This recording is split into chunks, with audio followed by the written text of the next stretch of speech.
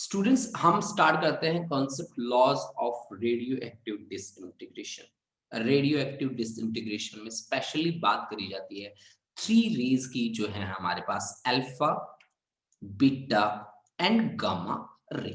तो सबसे पहले बात मैं करता हूं अल्फा डिसइंटीग्रेशन की।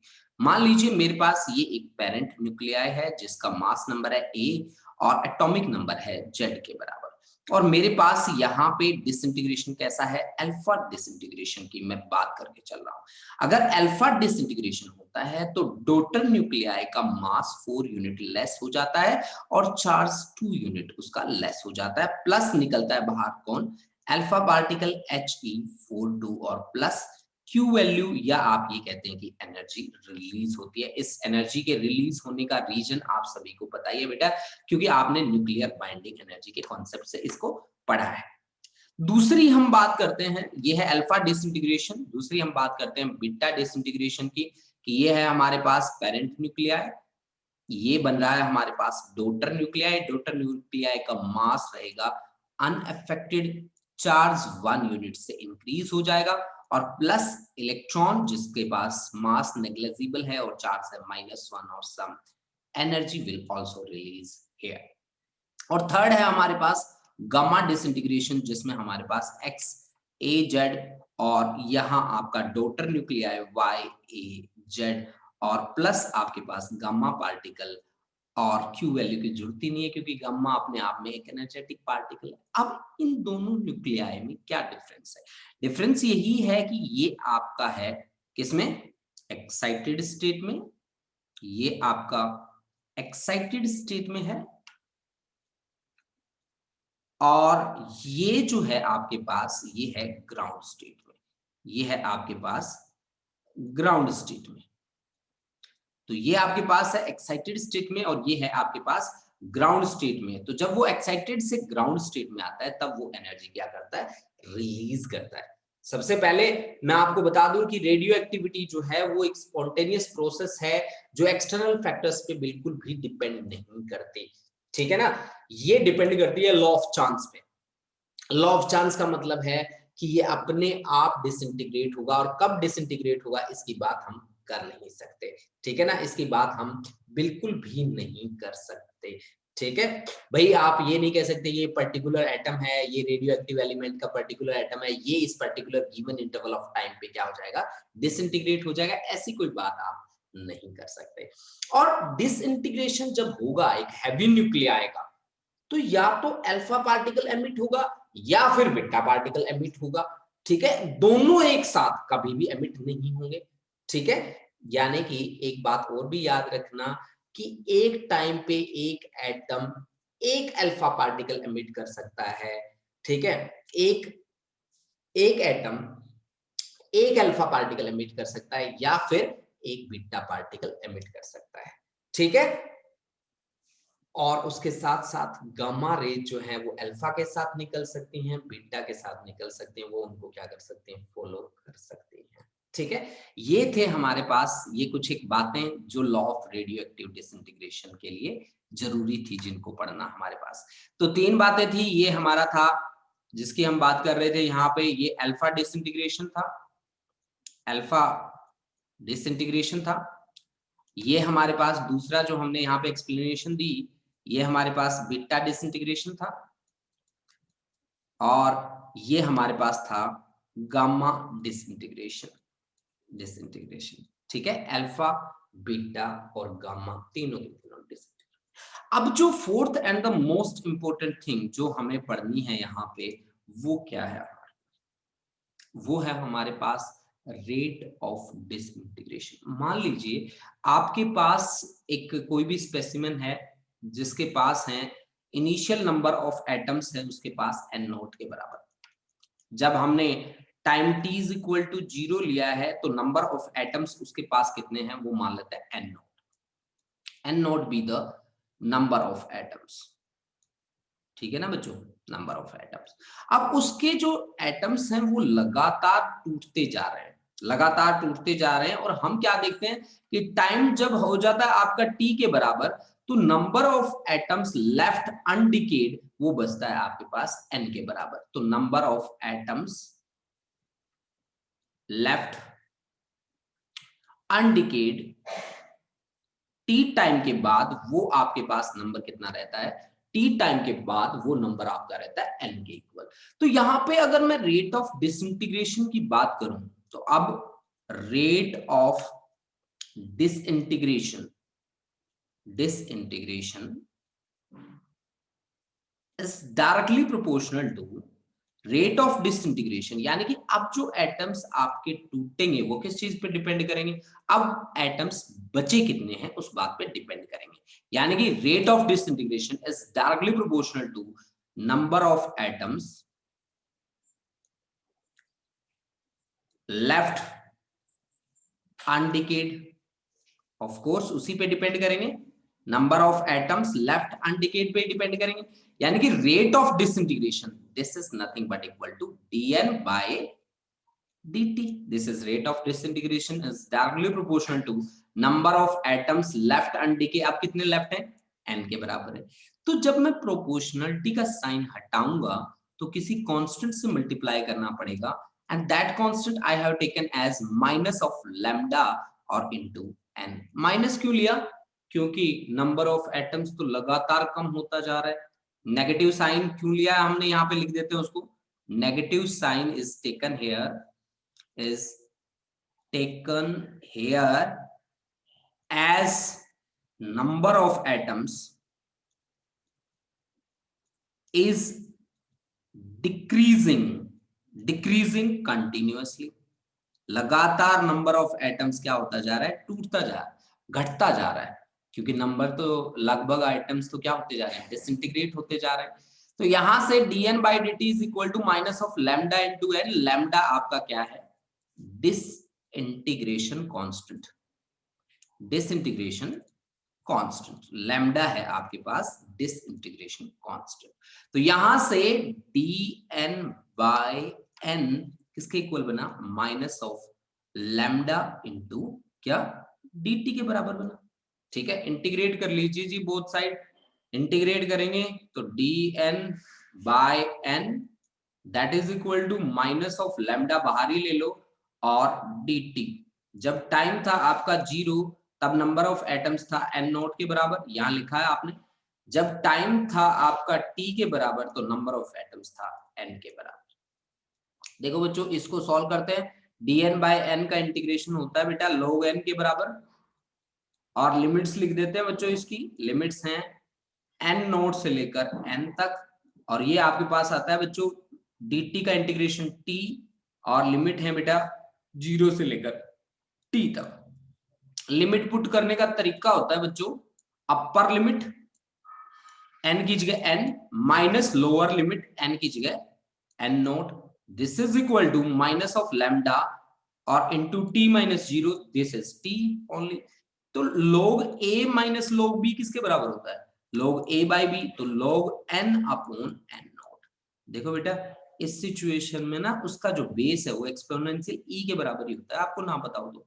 ठीक है, अगर बेस 10 में कन्वर्ट करना चाहते हो तो 2.303 से मल्टीप्लाई कर दो, बेस 10 में कन्वर्ट हो जाएगा। लेकिन यहाँ पे हमें जरूरत तो नहीं पड़ेगी बेस 10 में कन्वर्ट करने की, तो minus of lambda into T.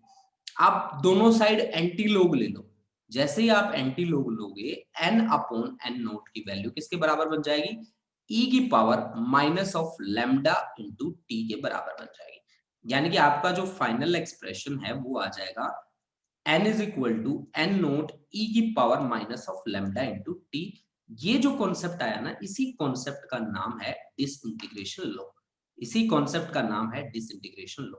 ठीक है, रेडियो एक्टिव डिसइंटीग्रेशन लॉ भी बोलते हैं, रेडियो एक्टिव डिके भी बोलते हैं इसको। ठीक है, अब आप देख सकते हैं कि n आपका 0 कब होगा, जब e टाइम आपका क्या हो जाएगा, इंफिनिटी। जब टाइम आपका क्या हो जाएगा, इनफाइनाइट। इनफाइनाइट टाइम में जब आपका t इज इक्वल टू आप इंफिनिटी ले लेंगे तो क्या बनेगा आपके पास, e की पावर माइनस इंफिनिटी वही होती है क्या, 0। तो n आपका 0 उस सिचुएशन में होगा जब टाइम आपका क्या हो जाएगा, इनफाइनाइट टाइम हो जाएगा आपके पास। इनफाइनाइट टाइम में आपका नंबर ऑफ एटम्स 0 के बराबर होगा, ये चीज है यहां सोचने वाले। और दूसरा, इस एक्सप्रेशन को अगर आप ध्यान से देखो तो यहां एक्सपोनेंशियल डिके हुआ है बच्चों, एक्सपोनेंशियल डीके की प्रेजेंटेशन आप किस तरह से देंगे, चलो उस पर हम बात करते हैं। एक्सपोनेंशियल डीके की प्रेजेंटेशन मैं आपके सामने देने जा रहा हूं। देखो किस तरह से आपको प्रेजेंटेशन देनी है। ये यहाँ पे मैं आपको बता दूं कि ये इनवर्सली प्रोपोर्शनल जैसा ही ग्राफ आपके सामने रहेगा, ठीक है। और इस ग्राफ के साथ आप किस तरह से डील करेंगे, देखिए हमने क्या कहा कि यहाँ पे number of atoms left, N के लिए ग्राफ ले लेता हूं मैं, number of atoms left undecayed, N जो है वो नंबर ऑफ एटम्स है लेफ्ट अनडिके, लेफ्ट अनडिके, ठीक है। और ये जो दूसरा ग्राफ है वो मैं ले लेता हूं जी टाइम के लिए, टाइम के लिए, ठीक है। तो ग्राफिकल प्रेजेंटेशन किस तरह से आप लोगे इसकी, इस तरह से ग्राफिकल प्रेजेंटेशन दोगे आप, इस तरह से, ठीक है। तो यहाँ पे नंबर ऑफ एटम्स कितना है, जब time t is equal to 0 है, n नोट के बराबर है। जब टाइम आपका इंफिनिटी हो जाएगा तब आपका नंबर ऑफ एटम्स क्या होगा, 0 होगा, नंबर ऑफ एटम्स लेफ्ट, ठीक है ना। ये आपके पास ओरिजिन आप शो कर सकते हैं।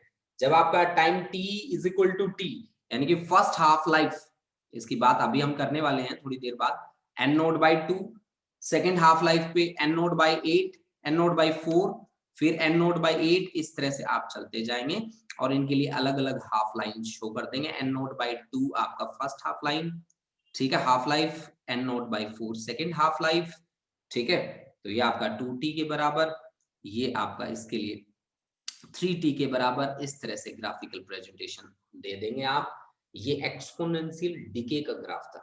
अब मैंने हाफ लाइफ वर्ड यहाँ पे यूज किया है, वो हाफ लाइफ क्या है, किस तरह से हम डिसइंटीग्रेशन कांस्टेंट को डिफाइन करेंगे, चलो उसकी बातें करते हैं आगे, ठीक है। अब मेरे पास एक रामबाण फॉर्मूला बन के आया है, जिस फॉर्मूला के सहारे मैं 2-3 टॉपिक आपके सामने एक्सप्लेन करूंगा, और वो है मेरे पास n is equal to n naught e की power minus of lambda into t, जो मेरे को कहता है कि नंबर ऑफ एटम्स का जो डिके है, number of atom decreases exponentially, जो मेरे को बता के गया है, ठीक है, कि नंबर ऑफ एटम्स, ठीक है, उनका जो डिक्रीज होने का रेट है वो एक्सपोनेंशियल रेट है, ठीक है ना, वो एक्सपोनेंशियल रेट से डिक्रीज हो रहे हैं। मैंने भी उनकी बात मान ली और उनकी बात मान के हम आगे बढ़ते हैं, अपने कॉन्सेप्ट को करते हैं। देखो कैसे हमें आगे के कॉन्सेप्ट्स करने हैं। हमारे पास यहाँ जो लॉ निकल के आया वो है n is equal to n naught e की power minus of lambda into t, n naught e की power minus of lambda into t, this is the most important article that we have studied here. देखो बच्चों, यहाँ जो चीज हमने पढ़ी है, जो बहुत ही अच्छी, बहुत ही ज्यादा इंपॉर्टेंट मुझे लगी, वो था डिसइंटीग्रेशन का लॉ। जिस डिसइंटीग्रेशन के लॉ को मैंने पढ़ा, n is equal to n naught e की power minus of lambda into t के equal, n is equal to n naught e raise to power minus of lambda into t के बराबर, जिसको मैंने पढ़ा, वो है मेरे पास डिसइंटीग्रेशन लॉ, ठीक है ना बच्चों, वो है मेरे पास डिसइंटीग्रेशन लॉ, ठीक है। देखो अब मैं आगे किस तरह से इस बात को आगे बढ़ाता हूं। देखो मेरे पास कॉन्सेप्ट क्या आया, मेरे पास कॉन्सेप्ट आया है बच्चों n is equal to n naught e की power minus of lambda into t. यहीं से स्टार्टिंग करते हैं। मैंने क्या कहा, n is equal to n naught e की power minus of lambda into t, minus of lambda into t, यही आया ना मेरे पास कॉन्सेप्ट। अब आप मेरे को एक बात बताओ कि मैं कहता हूं कि डिसइंटीग्रेशन कांस्टेंट जो है lambda, let us consider this is reciprocal of time, let lambda is equal to 1 upon t. अगर लैम्डा आपका 1 अपॉन टी के बराबर हो गया तो इस सिचुएशन में बात क्या होगी कि n is equal to n naught e की पावर माइनस ऑफ लैम्डा की जगह पे क्या रखूं, 1 अपॉन टी इंटू टी। तो ये मेरे पास क्या बना कि n is equal to n naught e की पावर माइनस 1 का मतलब होता है डिवाइड बाई e, यानी कि number of atoms, this n is number of atoms left undecayed, this is actual number of atoms का 1 by e times, this n is number of atoms left undecayed, ठीक है, after time T, after time T, after time T. और N naught जो है ना वो है बच्चों actual number of atoms, actual number of atoms, वो आपका एक्चुअल नंबर ऑफ एटम्स के बराबर है, ठीक है। तो आपने क्या कहा कि disintegration constant is reciprocal of time if number of atoms left undecay after time t is 1 by e of actual number of atoms present in the specimen, actual number of atoms present in the specimen, या आपने जो भी कोई crystal लिया है उसमें कितने number थे, एक्चुअल नंबर कितना था उसका 1 by e टाइम्स। मेरी बात को समझने की कोशिश करो कि जब आपने कहा कि सर जी डिसइंटीग्रेशन कांस्टेंट है ना वो रेसिप्रोकल ऑफ टाइम, ये बात किस सिचुएशन में हुई, उस सिचुएशन में हुई जब आपका नंबर ऑफ एटम्स कितना बाकी बचा, 1 by e of actual number of atoms, ठीक है। तो आपने कहा कि अगर ऐसा हो तो, अगर disintegration constant reciprocal of time के हो जाए तो उस सिचुएशन में क्या होगा, number of atoms left undecayed is equal to 1 by e of actual number of atoms present in the specimen. मेरी बात को बड़े ध्यान से सुनना बेटा, आपने डिसइंटीग्रेशन कांस्टेंट को डिफाइन करना है यहां से। तो डिसइंटीग्रेशन कांस्टेंट लैम्डा किसके बराबर है, रेसिप्रोकल ऑफ टाइम के बराबर है। किस सिचुएशन में बराबर है, उस सिचुएशन में बराबर है जब number of atoms left in the specimen becomes 1 by e of actual number of atoms present in the specimen, actual number of atoms present in the specimen. बात ये है बेटा। अब देखो बच्चों, अब मैंने बात करी है हाफ लाइफ की, हाफ लाइफ की मैंने बात करी है। तो हाफ लाइफ की कैसे हम बात करते हैं, देखिए मेरे पास यहाँ पे कॉन्सेप्ट बन के आया है, वो है हाफ लाइफ के लिए किस तरह से मैं एक्सप्लेन करता हूँ उस चीज को। देखो बच्चों, हाफ लाइफ की बातें हम करेंगे।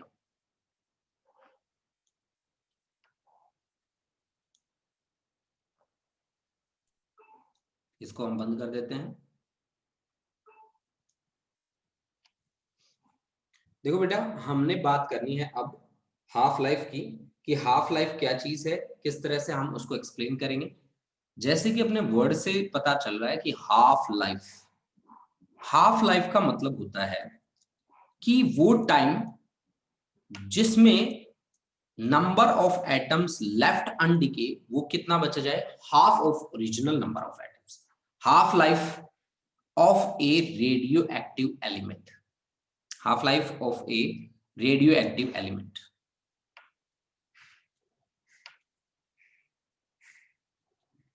Radio active element,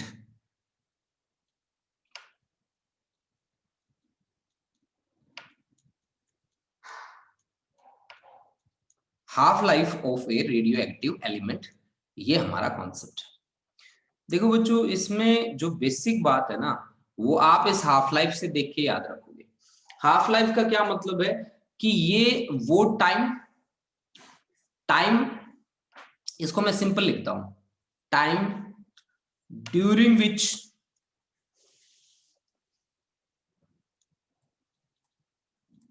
number of atoms left undecayed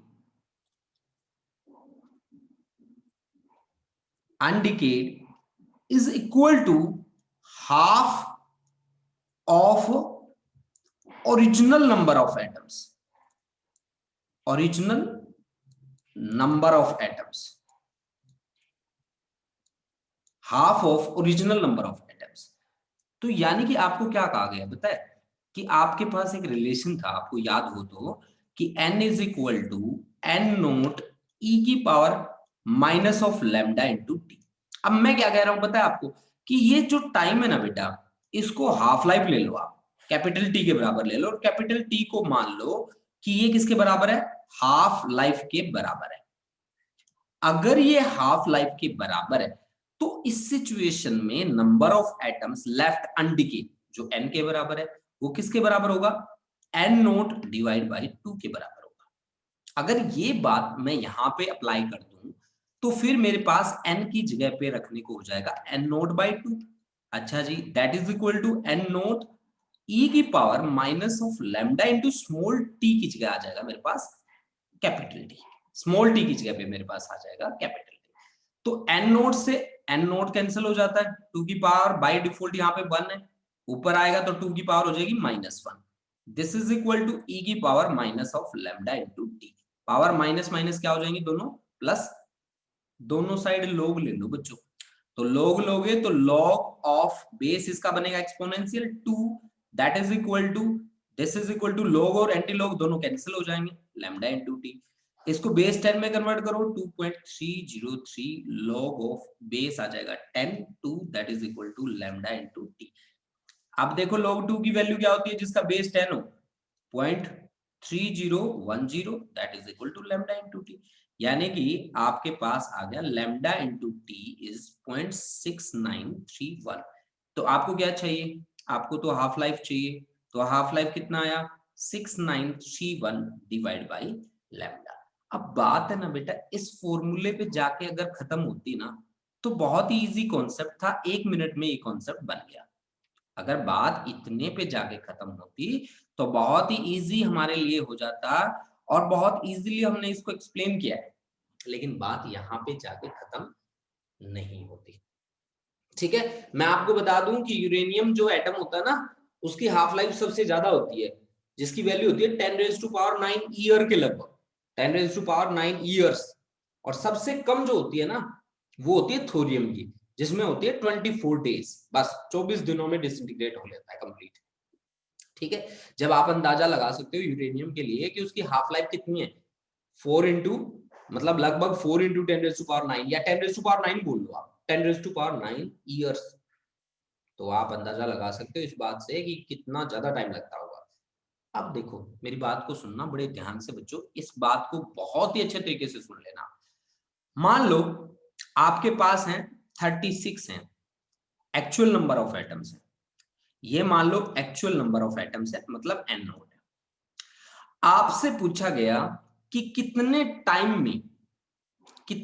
में अगर उसका हाफ लाइफ मैं दे रहा हूं आपको, हाफ लाइफ मैंने उसका दे दिया आपको, हाफ लाइफ मैंने दे दिया मान लो 5 सेकेंड, 5 सेकेंड मैंने उसका हाफ लाइफ दे दिया। ठीक है जी, और after how much time, after how much time number of atoms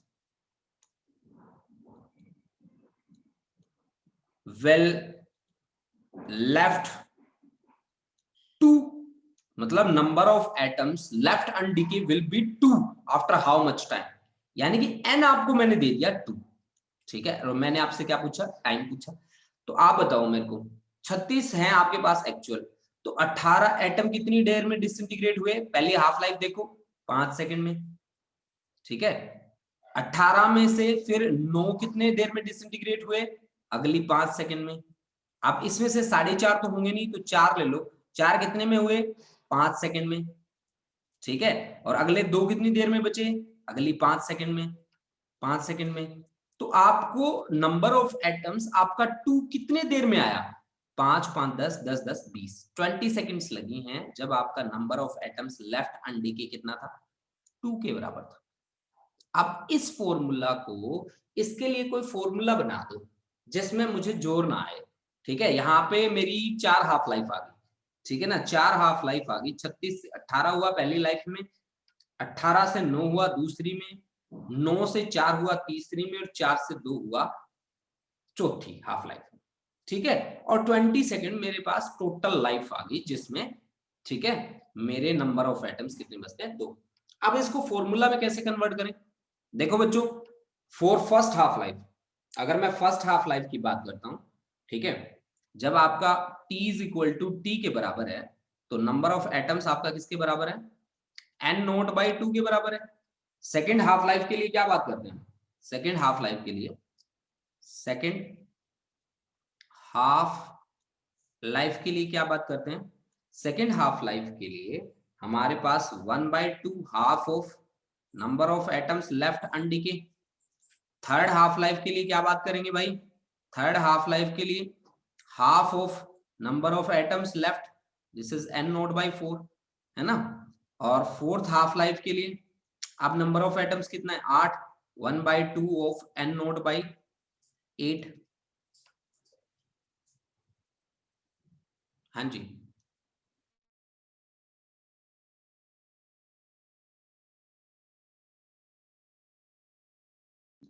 अब देखो यहां से फोर्थ हाफ लाइफ के लिए इस तरह से, यानी कि आपके पास अगर यहां से देखा जाए तो n नोट 2 की पावर ये 2 हो गया, n नोट 2 की पावर ये कितना हो गया 3 हो गया, n नोट 2 की पावर ये कितना हो गया 4 हो गया। तो यानी कि आपके पास जो नंबर ऑफ एटम्स है वो किसके बराबर है, n नोट 1/2 की पावर, पहली हाफ लाइफ में 1 है, दूसरी हाफ लाइफ में 3 है, तीसरी हाफ लाइफ में 4 है। इस तरह से आपके पास यानी कि 1/2 multiplied by number of half lives, number of half lives, ठीक है ना। n is equal to n naught, ठीक है, 1/2 की पावर n के बराबर आ गया, ठीक है भाई। तो ये n क्या है, number of half lives, number of half life, half life. अब ऊपर वाले एग्जांपल को ध्यान से देखो, ऊपर वाले एग्जांपल को अगर हम ध्यान से देखें तो नंबर ऑफ हाफ लाइफ हमारे पास कितनी थी 4 थी, और नंबर ऑफ हाफ लाइफ को अगर हम एक हाफ लाइफ से मल्टीप्लाई करें तो वो आता है हमारे पास टोटल लाइफ। भाई नंबर ऑफ हाफ लाइफ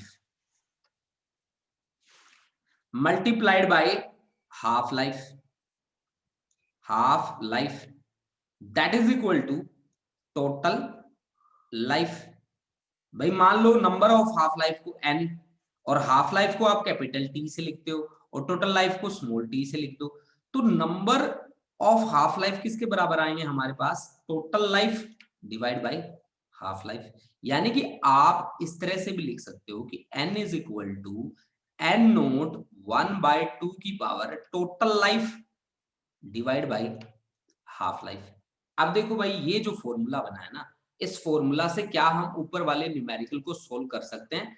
अगर हमने सोल्व कर दिया तब तो हमारा फॉर्मूला है बिल्कुल सही, नहीं तो नहीं है। हमें क्या पूछा गया, एन नोट हमें दे रखा था, एन हमें दे रखा था, हमें निकालनी थी टोटल लाइफ, टोटल लाइफ हमें निकालनी थी, है ना, और हाफ लाइफ भी हमें दे रखी थी।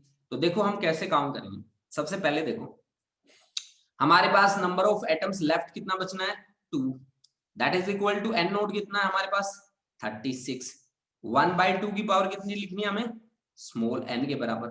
अच्छा जी, तो 2/36 दैट इज इक्वल टू 1/2 की पावर कितना n, तो 1 अपॉन कितना आ गया हमारे पास 36 का 18, दैट इज इक्वल टू 1/2 की पावर कितना आया भाई स्मॉल n, ठीक है। अब एक हाफ लाइफ भी हमारे पास थी, टोटल लाइफ हमें निकालनी थी, तो 1/18 दैट इज इक्वल टू 1/2 की पावर कितना भाई, n का क्या मतलब है एक life, total life divide by half life है आपके पास 5 सेकेंड, ठीक है ना, 5 सेकेंड, ठीक है।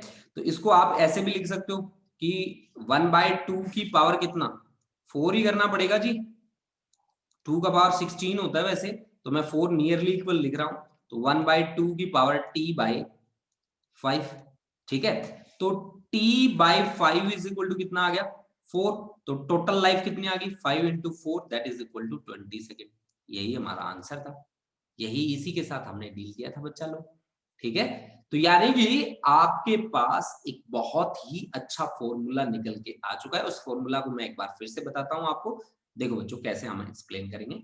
मैं इसको इरेज कर रहा हूं पूरे को, स्क्रीनशॉट लेना चाहते हो तो स्क्रीनशॉट ले सकते हो बच्चा पार्टी, आपके पास 1 मिनट का टाइम है, आप स्क्रीनशॉट लेना चाहते हो तो स्क्रीनशॉट ले सकते हो भाई। हाँ जी, स्क्रीनशॉट ले लिया होगा आपने, मैं क्लियर कर रहा हूं। ठीक है जी। देखो बच्चों, हमने क्या बात करी और किस तरह से हमने बात करी और किस तरह से हम उसके एक्सप्लेनेशन आपको देंगे। देखो भाई, देखो बच्चों,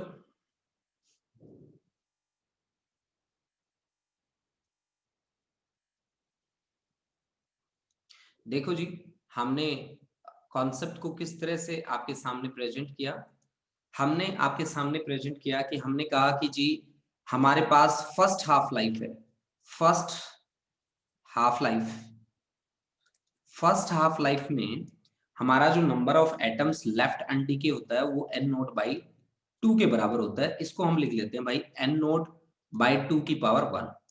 अब एक हाफ लाइफ में इतने, मान लो आपके पास थे कितने, number of atom 32। First half life में कितने बचते हैं, 16। फर्स्ट हाफ लाइफ में 16, ठीक है। सेकेंड हाफ लाइफ में 16 का हाफ, ये सेकेंड हाफ लाइफ के लिए बात होती है 8। ये थर्ड हाफ लाइफ के लिए बात होती है 4। ये आपकी फोर्थ हाफ लाइफ के लिए बात होती है, ठीक है। फोर्थ हाफ लाइफ के लिए बात होती है कि 2।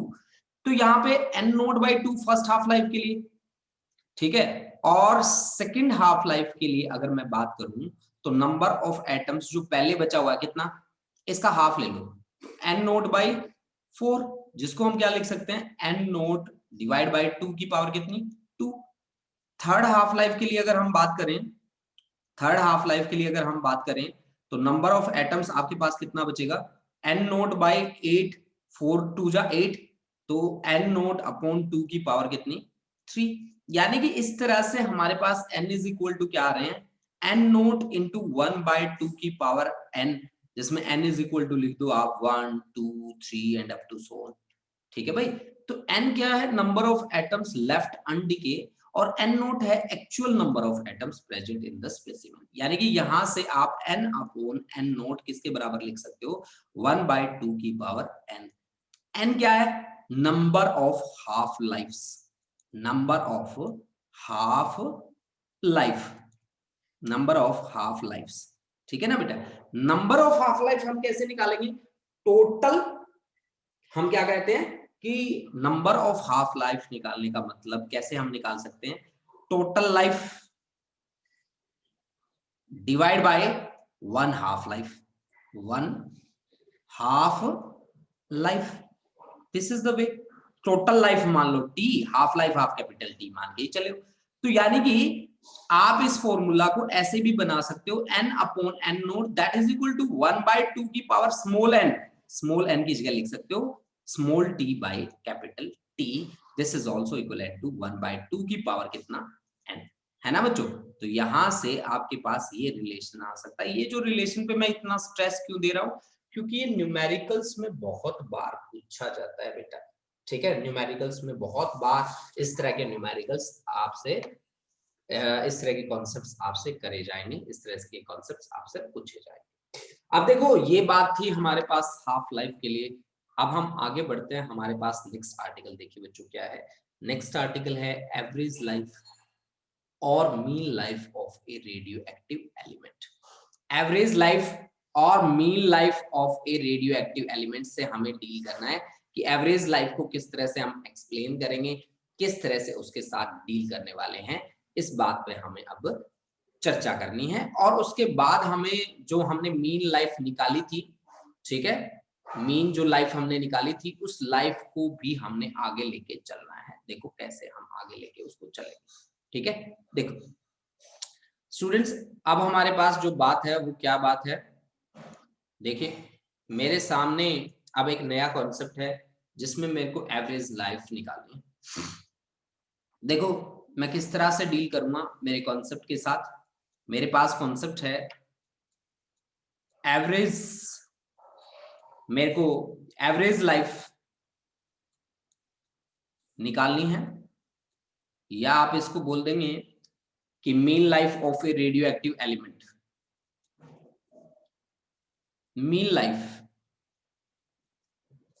Of a radioactive element,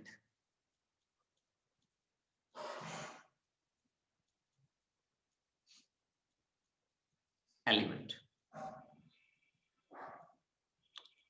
अब मेरा आर्टिकल जो है ना वो ये है बच्चों कि मेरे को एवरेज लाइफ और mean life of a radioactive element calculate करना है।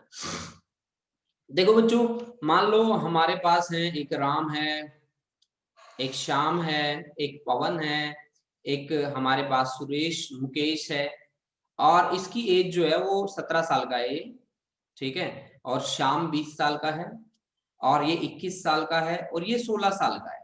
और मैं इनकी मीन लाइफ आपसे पूछूं तो आप क्या करोगे? 17 plus 20 plus 21 divide by plus 16 divide by 4, यही करोगे ना आप। मीन लाइफ कैसे निकालोगे? 17 20 21 plus 16 divide by number of person, ऐसे। यानी कि टोटल लाइफ निकाल लो, डिवाइड बाय नंबर, नंबर से डिवाइड कर दो, एक्चुअल जो नंबर है उससे डिवाइड कर दो, आपके पास क्या आ जाएगा? मीन लाइफ आ जाएगी। तो ऐसा ही कुछ हम यहाँ पे करेंगे। मान लो कि आपके पास एक एटम की जो लाइफ है, एक एटम की जो लाइफ है, मीन लाइफ हम मान लेते हैं, एक एटम की मीन लाइफ है हमारे पास टी। तो डीएन एटम्स की मीन लाइफ कितनी होगी हमारे पास? डीएन की होगी टी डीएन। तो टोटल कितनी होगी टोटल लाइफ? यहां से टोटल लाइफ कितनी होगी भाई? टोटल लाइफ आपको निकालनी है तो आप क्या करोगे जी? इंटीग्रेट कर दोगे जी टी डीएन को। ठीक है जी। इनिशियल आपके पास नंबर ऑफ एटम्स जो रहेगा वो आपका रहेगा कितना? इनिशियल रहेगा n naught number of atoms, और फाइनली तो सारे डिके हो जाने हैं, सारे उड़ जाने हैं, तो 0 रहेगा आपके पास। तो टोटल लाइफ यहां से आ जाएगी आपके पास टीडीएन वाले फॉर्मूले से, और इसको टोटल लाइफ को टोटल नंबर ऑफ एटम से डिवाइड कर दें तो हमारे पास क्या बनेगी? Mean life. Let us consider tau is the mean life. Mean life, और मीन लाइफ निकालने का फॉर्मूला हमारे पास बना पड़ा है कि टोटल लाइफ, ठीक है ना, टोटल लाइफ, टोटल लाइफ हमारे पास हम लेने जा रहे हैं इसको क्या? टीडीएन, अभी हमने कहा है टीडीएन, और डिवाइड बाय क्या?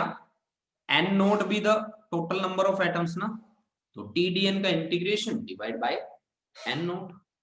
अब टीडीएन मैंने जैसे लिखा, मेरे को फॉर्मूला याद आया, वो फॉर्मूला था मेरे पास n is equal to N naught ई की power minus of lambda into T के बराबर।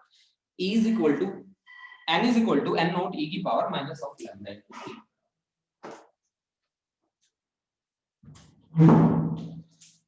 देखो भाई बच्चों, आगे हम अपनी बात को आगे बढ़ाते हैं। हमने क्या कहा कि मेरे पास एक फॉर्मूला है, इस फॉर्मूला से मैं डीएन निकाल सकता हूं। तो इसका डेरिवेटिव क्या रहेगा? एन नोट ई की power minus of lambda into T, है ना। अच्छा, ई का तो डेरिवेटिव ले लो, इंटीग्रेशन ले लो, कोई फर्क नहीं पड़ता। लेकिन जब आप इसका लोगे minus of lambda into t का लोगे, तो टी का हो जाएगा माइनस ऑफ लैम्डा, और डी टी का हो जाएगा, टी का हो जाएगा D T, minus of lambda into D T, ये हमारे पास आ जाएगा। ठीक है जी। तो हमारे पास ये बनेगा minus of lambda N naught E raise to power minus of lambda into T और इंटू डी टी। इसको आप ऐसे लिख दो, minus of lambda N naught ई की power minus of lambda into T और into D T, that is equal to DN, और DN की वैल्यू यहां रख दो। यहां रखोगे तो आपके पास इंटीग्रेशन टी डीएन की वैल्यू में एन नोट भी आता है, लैम्डा भी आता है, एन नोट ई की power minus of lambda into T, और आगे कौन है? डी टी, और डिवाइड बाय क्या है? N naught. तो एन नोट तो कांस्टेंट रहेगा, तो एन नोट से एन नोट गया। मेरे को क्या निकालना है? मेरे को निकालना है मीन लाइफ। मीन लाइफ मेरा किसके इक्वल बना? जो कांस्टेंट्स हैं बाहर ले लो पहले, माइनस ऑफ लैम्डा कांस्टेंट है जी। अच्छा जी, और मेरे पास अंदर बचेगा t e raise to power minus of lambda into T और इंटू डी टी, और टाइम है मेरा कहां से लेकर कहां तक? इनिशियल टाइम मेरा क्या था? 0, और फाइनल टाइम मेरा क्या रहेगा? इन्फिनिटी। ठीक है ना, इनिशियल टाइम मेरा 0 रहेगा और फाइनल टाइम मेरा रहेगा इनफाइनाइट। इनिशियल टाइम मेरा 0 और फाइनल टाइम मेरा इनफाइनाइट। ठीक है जी, इनिशियल मेरा 0 और फाइनल मेरा क्या रहेगा? इनफाइनाइट रहेगा जी। ठीक है। अब देखो बच्चों, इसको यूवी मेथड से सोल्व करते हैं। यूवी मेथड से कैसे सोल्व करना है, उसको यू मानो जो डिफरेंशिएशन में खत्म हो सके। इसको मान लो यू की तरह ट्रीट कर लो, इसको ट्रीट कर लो वी की तरह, ठीक है ना जी। इसको u की तरह, इसको v की तरह ट्रीट कर लो। तो u की तरह ट्रीट करोगे तो आपके पास किस किस तरह से आपको काम करना पड़ेगा। देखो जी, पहले आप कहते हो कि sir ji u as it is रखना है और v का इंटीग्रेशन, तो integration e raise to power minus of lambda into t का वही रहेगा, लेकिन t का मल्टीप्लायर कौन है, माइनस लैम्डा, तो माइनस लैम्डा कहां चले जाएगा, नीचे। लिमिट्स पुट करने का तरीका, अब इसको इकट्ठा लेना है जी t को, है ना। लिमिट है आपकी 0 से लेकर इंफिनिटी तक, माइनस करोगे आप, इंटीग्रेशन आपकी स्टार्ट होगी 0 से लेकर इंफिनिटी तक। पहले का डेरिवेटिव है जी u का डेरिवेटिव, तो dt बाय dt, वो तो डेरिवेटिव में खत्म हो गया जी। अब इनटू इंटीग्रेशन किसका, e raise to power minus of lambda into t का, है ना, और इनटू dt, और इसके लिए ब्रैकेट्स पूरी तरह से बंद कर दो, ठीक है जी, बिल्कुल सही बात है जी। तो यहां से minus of lambda, upper limits put करो जी, अपर लिमिट्स आपके पास t की जगह एक बार है इंफिनिटी, तो infinity into e raise to power minus infinity divide by minus lambda, minus t की वैल्यू 0, तो ये तो 0 ही होगी, minus d t by d t, तो ये तो आपका किसके बराबर आ गया, d t by d t तो 1, e raise to power minus of lambda into t का इंटीग्रेशन आपके पास बना e की power minus of lambda into t divide by minus lambda, integration में 0 से लेकर इनफाइनाइट तक, बंद कर दो जी इसे। तो ये आपके पास बना बच्चों माइनस ऑफ लैम्डा, बाहर बैठा है, ये e की पावर इंफिनिटी 0 होता है, तो ये तो 0 हो गया, तो माइनस माइनस प्लस हो गया जी अंदर, 1 अपॉन लैम्डा, इंटीग्रेशन के अंदर आ गया e raise to power minus of lambda into t, और ब्रैकेट आपकी बंद कर दो 0 से लेकर इनफिनिट तक, 0 से लेकर इनफिनिट तक, ठीक है जी। तो ये आपके पास आ गया जी ये चीज, तो ये आपके पास बना जी -1 माइनस लैम्डा प्लस लैम्डा -1, और e की power minus of lambda into t का क्या करता है, इंटीग्रेशन करना है 0 से लेकर इंफिनिटी तक।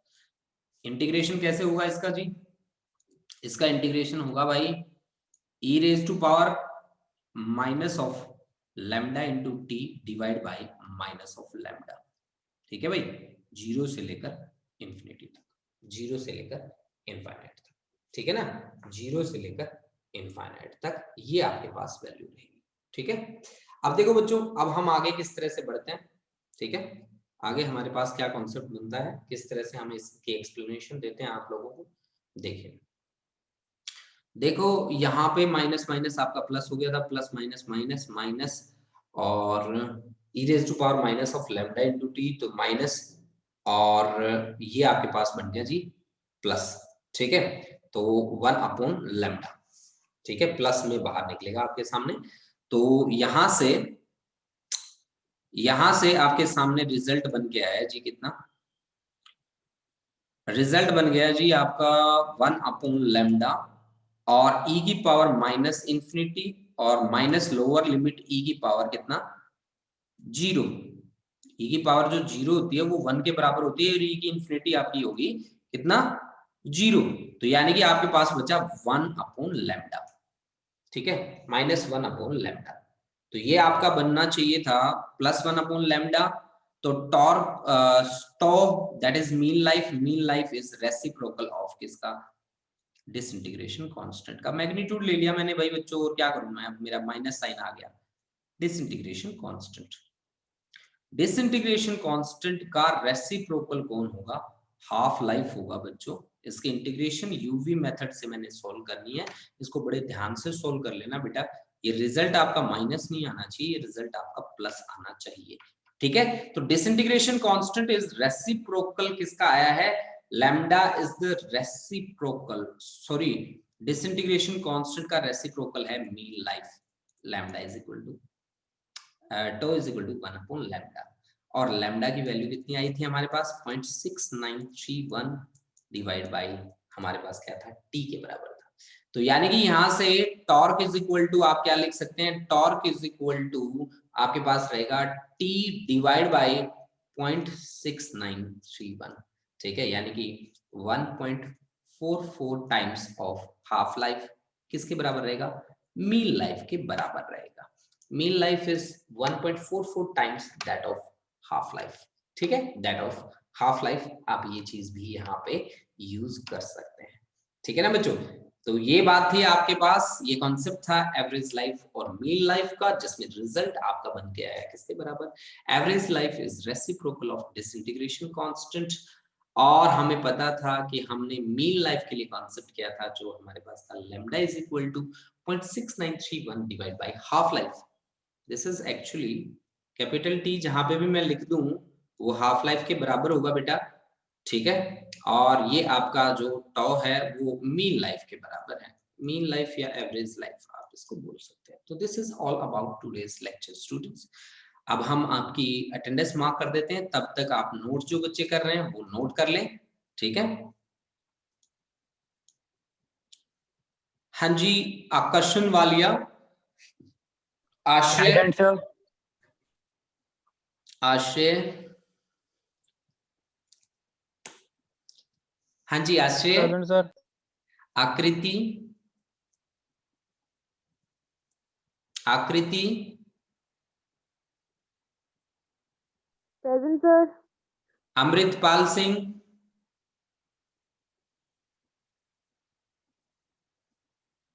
Amritpal,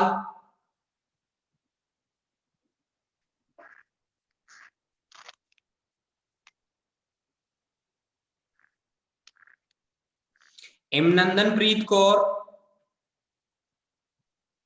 present sir. Imroz, present sir. Manisha,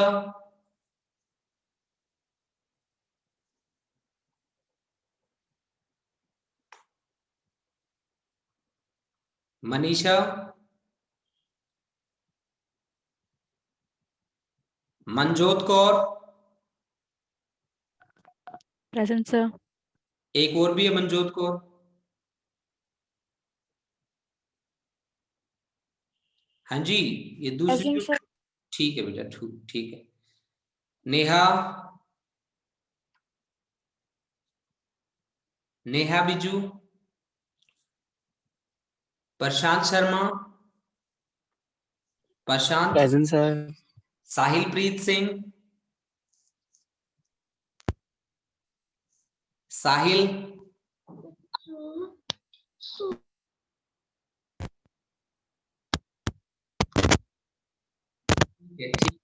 ठीक है, कोई बात नहीं, म्यूट कर लो अपने आप को, पता चल गया मुझे। अच्छा, संदल, प्रेजेंट सर। चलो ठीक है बेटा, किसी की अगर मैंने अटेंडेंस ना लगाई हो तो प्लीज अभी मेरे को मैसेज कर सकता है, ठीक है, अभी मेरे को मैसेज कर सकते हो आप लोग।